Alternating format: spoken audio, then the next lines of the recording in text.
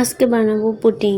এখানে আমি 4টা ডিম নিয়ে নিছি, তারপরে 1 কাপ পরিমাণ দুধ, তারপরে হচ্ছে যে কোনো দুধ দিতে পারেন। আর ওই যে চিনিটা আমি ঢাইলা দিয়ে দিলাম, তারপরে এখন দুধটাও দিয়ে দেবো।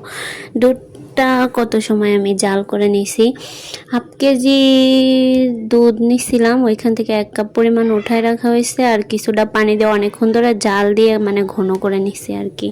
ঘন করে নিলে আর কি বেশি ভালো হয়, যত লাল লাল হবে তত পরিমাণ পুডিংয়ের কালারটা বেশি সুন্দর আসবে। শুধু ডিমের পুডিং বানাবো, অনেকে দেখে ভিডিওতে পাউরুটি দিয়ে বানায়, আমিও বানাইছি, এমন না যে আমি বানাই নাই। তারপরে হচ্ছে ওইটা বেশি একটা মজা লাগে না, যার কারণে আমি আজকে শুধু ডিম দিয়ে পুডিং বানাবো।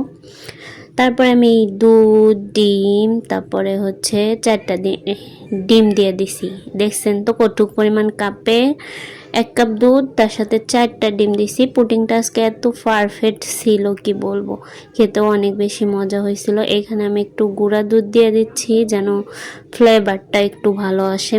আর বাচ্চা থাকলে যা হয়, দেখেন বাচ্চাটা কি পরিমাণ বিরক্ত করতেছিল।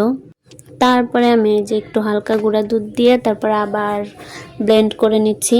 যত সময় চিনির দানা দানাটা না মিশে যায় তত সময় আর কি ব্লেন্ড করতে হবে। চিনির দানা দানা থাকলেও এটা পুডিংটা হবে না, মাঝে মাঝে চুলায় দিলে যখন গলে গলে পড়বে তখন হচ্ছে পুডিংটা নষ্ট হবে, যেহেতু আমি চুলায় বানাবো।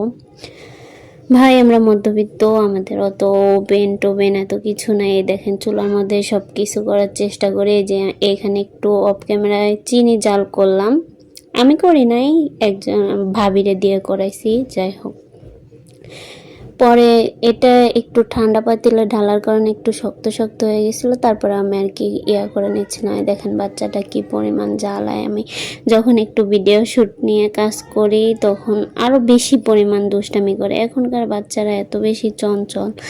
তারপরে হচ্ছে আমি এটা তারপরে একটু মিশায় নিচ্ছিলাম। মিশাইয়া পরবর্তীতে আমি আর কি এটা একটু নাড়ায় দেখতেছিলাম কেমন হয়েছে। অনেক ফেনা ফেনা লাগতেছে অনেকক্ষণ ধরে ব্লেন্ড করার পর। তার আমি সুন্দর মতো ঢাইলা দেই আর কি। দেখেন কালারটা কি আসছে না, কালারটা আসছে ওই দুধটা যে অনেকক্ষণ জাল করা হয়েছে যার কারণে এরকম কালার আসছে। তারপর আজকে ফার্স্ট টাইম হিজাব পরে রান্না করতেছিলাম।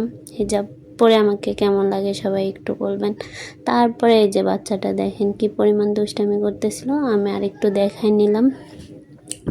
দেখাই নেওয়ার পরে আর এইখানে যে ভাই আমি কিছুদিন যাবৎ ভিডিও করতেছি, ব্লগ ভিডিও তেমন দেওয়া হয় না, তারপরে মানুষের এত পরিমাণ কথা যে শুনতে হয়। কেন ভাই, ভালো কমেন্ট না করতে পারলে খারাপ কমেন্টও কইরেন না দয়া করে। আপনাদের খারাপ কমেন্টও অনেক বেশি খারাপ লাগে, আর ভালো কমেন্টে কাজ করার আগ্রহটা অনেক বেশি বেড়ে যায়। তারপরে দেখেন যে এইভাবে রাইখা তারপরে 30 মিনিট পরে আর কি এই যে আমার ফাইনালি আমার পুডিংটা একদম পারফেক্ট হয়ে গেছে। আর এত বেশি মজা লাগছিল আমার, আজকে অনেক ভালো লাগছে খাইতে।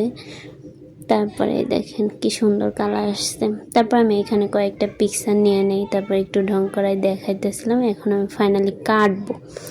এটা আমি অল্প একটু মানে যতটুকু কাটছি ততটুকুই আর কি খেয়ে নিচ্ছি সবাই মিলে, আর বাকিটা ফ্রিজে রাখছি। কেন রাখছি, ফ্রিজে রেখে খাওয়ার পরে অনেক বেশি মজা লাগে পুডিং, ঠান্ডা ঠান্ডা থাকে তো